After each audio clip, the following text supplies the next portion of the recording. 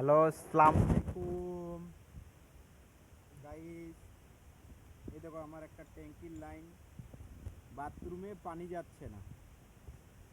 আমরা এই dam finish দিয়ে লাইনটা পাম্প দিব, ওয়াশ করব এটা দিয়ে। এই যে ঢালতেছি আমরা, এই যে এটা আমরা ঢালছি, লাইন খুলছি, যে খুব জাম, বাথরুমে পানি যাচ্ছে না। এই স্যানিটারি ওয়াটার লাইন আমি আমার নিজ হাতে করি, যে কোনো কাজ সব কিছু নিজ হাতেই করি। এই যে আবার আমরা যাব, ঢালবো। এই যে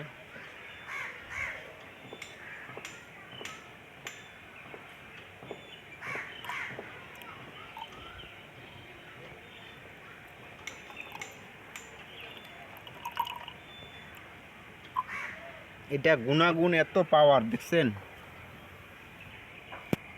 কঠিন এর কার্যকর। এই যে ট্যাঙ্কি, এই ট্যাঙ্কির লাইনের ময়লা আয়রন থাকার জন্য লাইনটা জাম। দুইটা বাথরুমেই কোনো পানি যায় না। এটা আমরা এখন ওয়াশ করার জন্য পাম্পার মেশিন নিয়ে আসছি, হাত দিয়ে পাম্প করব, করেই এই লাইনগুলো আমরা ওয়াশ করিব। ওয়াশ করে ইনশাল্লাহ জানা মতে আমার পানি যাবে। এই যে ড্যাম ফিনিশ, এই যে 3টা বোতল,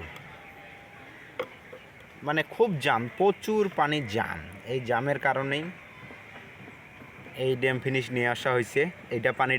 এটা আমরা ঢাললাম লিকুইডটা, এটা যে ময়লাটা আছে, ময়লাটাকে গলাবে, নরম করবে। নরম করার মাধ্যমে পানি প্রেসার দিব, দিয়ে পাম্প দিব, বাতাস করব। পাম্পার দিয়ে বাতাস করার পর ইনশাল্লাহ হবে। আশা করি যে আল্লাহর রহমতেই এই জামটা আমি সারাতে পারবো, এবং পানির ফোর্স যেমন আগে ছিল সেই আগের ফোর্সতেই পানি বের হবে ইনশাল্লাহ। কোনো সমস্যা নেই, ভালো হবে এবং ক্লিয়ার করতে পারবো আমরা, আশা রাখি।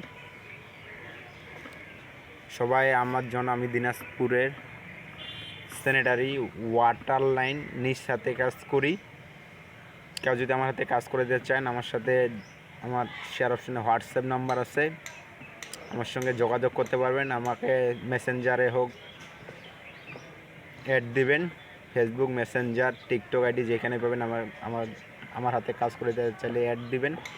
ইনশাল্লাহ আমি আমার নিজ হাতেই নিখুঁতভাবেই কাজটা করার চেষ্টা করব ইনশাল্লাহ।